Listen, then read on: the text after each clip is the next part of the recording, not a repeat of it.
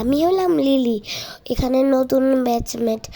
কিন্তু আমার পাশের যে ব্যাচমেট, ওর খালি সবসময় ওর ঠান্ডা অসুস্থতাটা লেগেই থাকে। তো আজকে সকালবেলা ঘুম থেকে উঠে দেখলাম কি ওর খুব জ্বর। তো তারপরে হচ্ছে ও ঘুমাচ্ছে। তারপর ভাবলাম কি করব, যে আবার ব্যাচমেটেই তো জ্বর হয়েছে। তো কী করি, দেখি তো এদিকে কোথাও বালতি আছে নাকি। এদিকে তো কিছুই নেই। এদিকে ওর একটা রুমাল পাইলাম, তো এটাকে শুদ্ধ করে এবার নিয়ে যাই। আবার তো ঠান্ডার মতো লাগছে।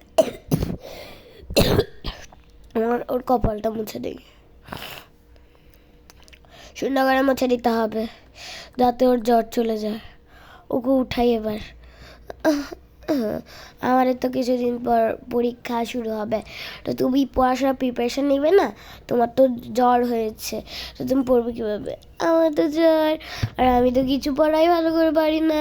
তুমি যদি একটু সাহায্য করো তাহলে অনেক ভালো হয়। ঠিক আছে, আসো আমরা এখন থেকে এই যে দুজনে একসাথে পড়াশোনা করবো। ওকে। কিন্তু আমি তো খুব অসুস্থ। সমস্যা নেই, সেরে যাবে। এই বই কই? এই যে নাও, ম্যাথ বই। অঙ্কটা একটু বেশি কঠিন লাগে না? হ্যাঁ, বসে এবার চেয়ারে। আমিও বরং হয়েছে কি জন্য একটা অঙ্ক বইটা নিয়ে নেই। আমার অঙ্ক বইটা কই গেল? বইটা কিচ্ছু জিনিস আমি ঠিক মতো রাখতে পারি না। কি তোমাদের বন্ধুরা বলে রাখি, আমি কিন্তু এইখানে এসেছি 3-4 দিন হলো।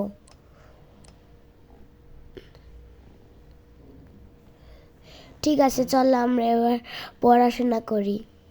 ওকে, ঠিক আছে, চলো। কিন্তু আমি তো বুঝছি না, চলো বুঝাই দিই।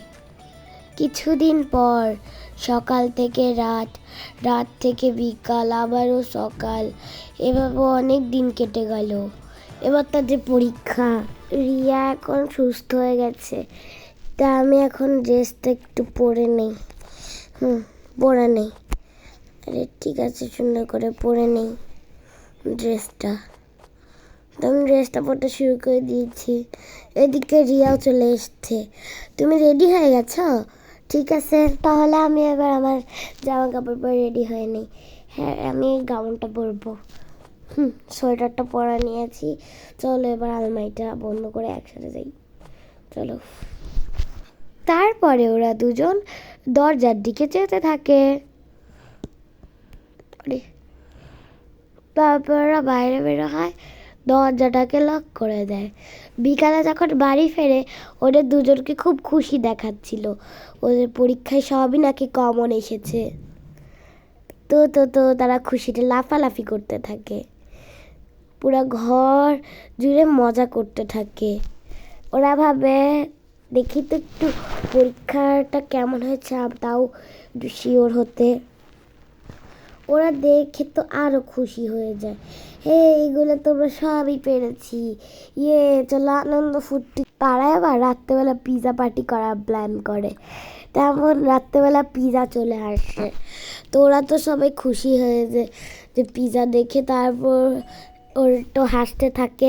তারা দুজন খুবই মজা করে এবং পিৎজা বক্সটা খুলেও খাওয়া শুরু করে দেয়।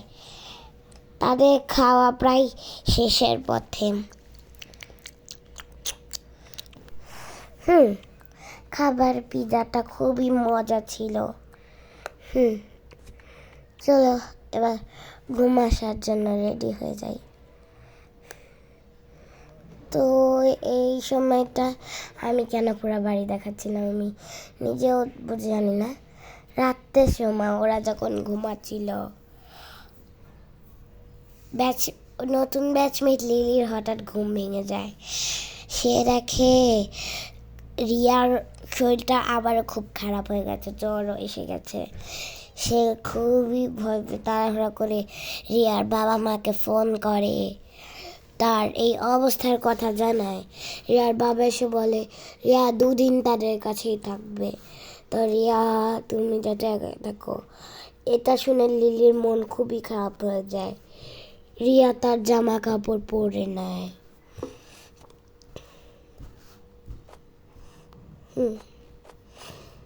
কিন্তু এদিকে লিলি তো খুবই মন খারাপ। রিয়ার বাবা রিয়াকে নিয়ে যায়।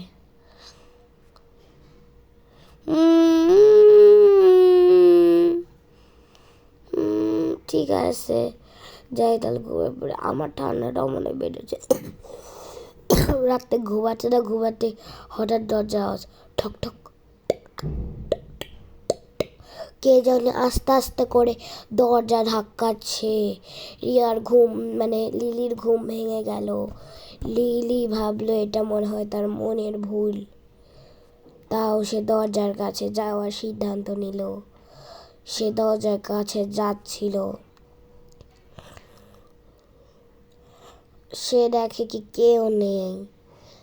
তো ও ভয় পেয়ে যায়। ও কিন্তু দরজা খোলেনি তখনও।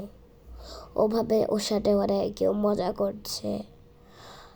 আবার দরজার আওয়াজ, ঠক ঠক ঠক ঠক ঠক ঠক। এবার লিলি অনেক বিরক্ত হয়। কে আমার সাথে মজা করছে? আমার মজা একদমই পছন্দ নয়।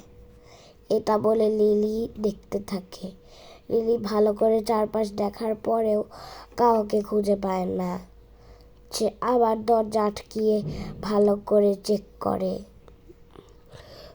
কাউকে না পেয়ে অনেক ভয় পেয়ে যায়। তারপরে সে দরজা আটকিয়ে আবার ভালো মতন করে ঘুমানোর চেষ্টা করে। কিন্তু এবার ততক্ষণে অনেকটা দেরি হয়ে গেছে। এটা ছিল দোতলার রুম। দোতলায় কেউ থাকে না। সে খুব ভয় পেতে থাকে, কারণ তার রুমের লাইট বারবার অন অফ হচ্ছিল।